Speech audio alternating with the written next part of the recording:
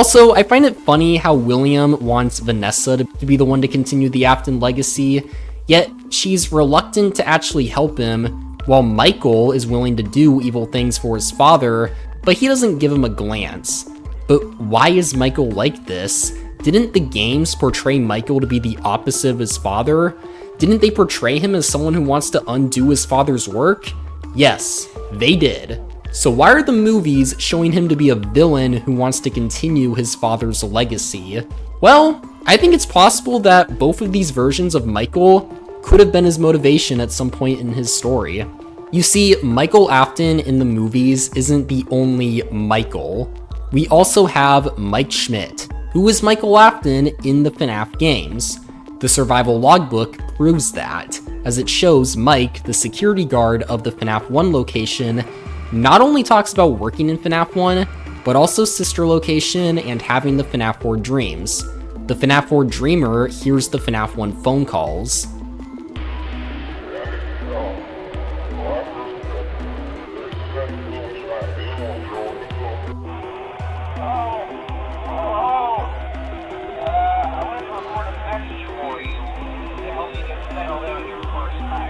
So the logbook is telling us the player of FNAF 1, 4, and sister location are all the same person, which is why Mike Schmidt has to be Michael Afton. Mike Schmidt is the FNAF 1 player, yet Michael Afton speaks of being the sister location player, and the player of both games are confirmed to be the FNAF 4 player. So what the movies appear to be doing is showing us the two sides of Michael Afton. Freddy Carter's character, Michael Afton, is the side of him who is bad, flawed, thinks he has to do things to please his father, the dark side of Michael, basically.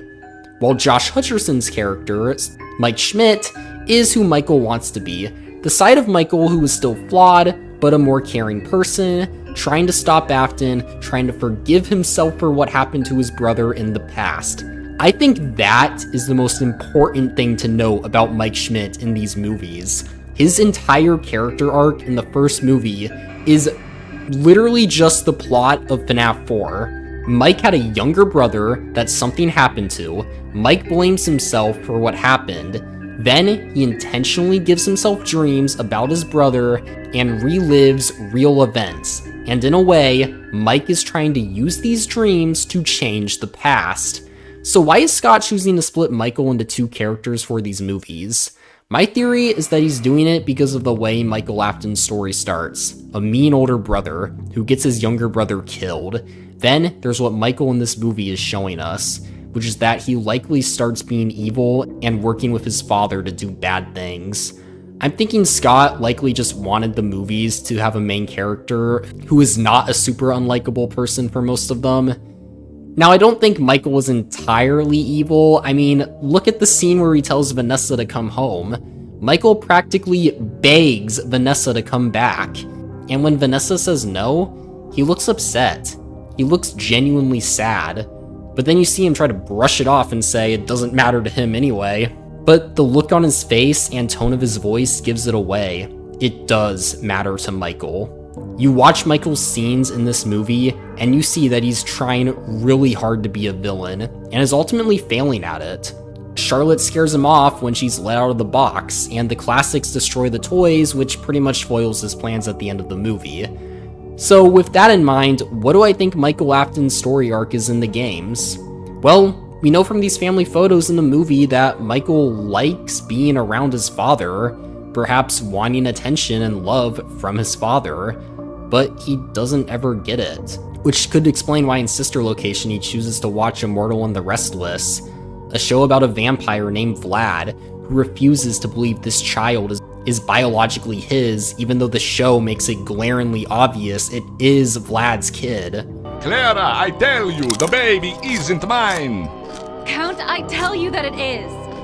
You're the only vampire I've ever loved. And the baby turns his bottles into powdered milk. That doesn't mean anything. He sleeps on the ceiling fan. Upright or upside down. Perhaps Michael can relate to the show. He does say in the logbook that the most relatable character for him is Clara. the one trying to convince Vlad over and over to be with his son. Clara, the baby isn't mine. It is, Vlad. They had trouble catching him in the nursery today. Clara, it's not my baby. You need to see your son. The baby isn't mine. This, I think, can lead into why Michael bullies his younger brother so much. In a way, it's how he takes his anger out. It's anger directed at his dad for never caring about him, but Michael instead uses all that anger and forces it onto Garrett. This eventually gets Garrett killed in the bite of 83, to which in FNAF 4's ending, Michael says, "I'm sorry." He feels extremely guilty for what happened. Now, I think that William sees all that guilt Michael is feeling, and he takes advantage of it, which would be how William convinces Michael to help him in FNAF 2.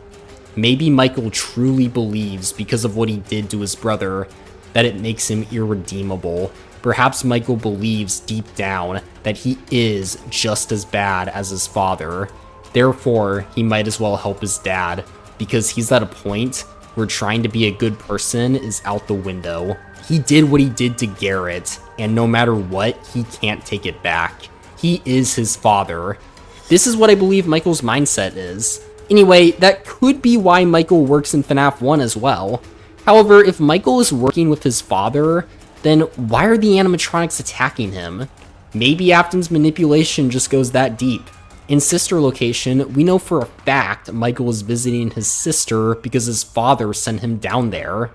Father, it's me, Michael. I did it.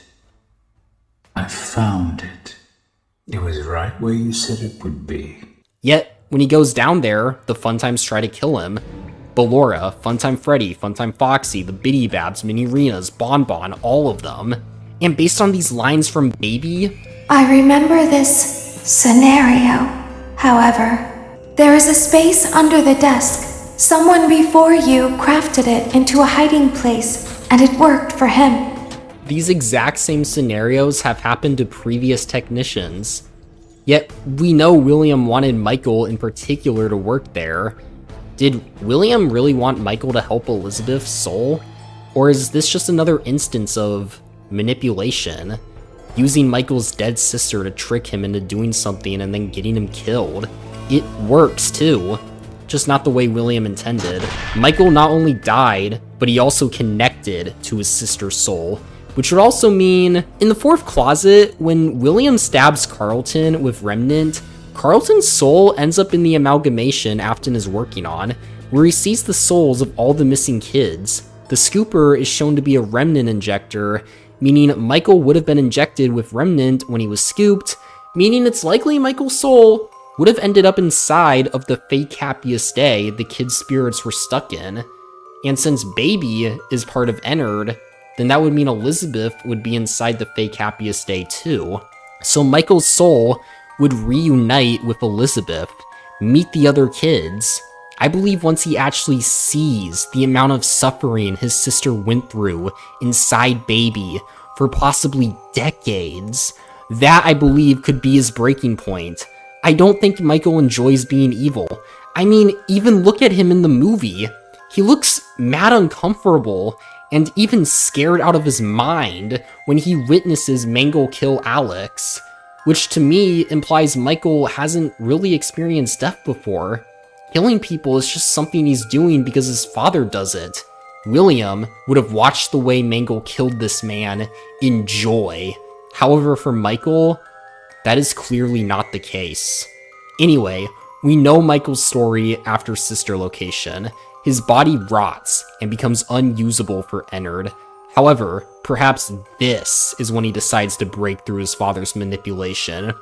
Which brings me to Five Nights at Freddy's 4, which we also have seen adapted in the movies, except not with Michael Afton, but with Mike Schmidt, who again is the same person as Michael Afton in the games.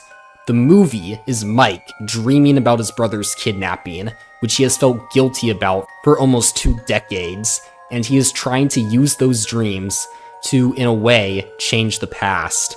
Matching FNAF 4, where Michael relives the memory of his little brother We know Michael's little brother was in the nightmare chambers because of the white dots that represent the player when you look at the nightmare chambers on the breaker room map. The dot is in the FNAF 4 bedroom, plush trap hallway, and Garrett's bedroom. Michael is living through the memories that Garrett went through.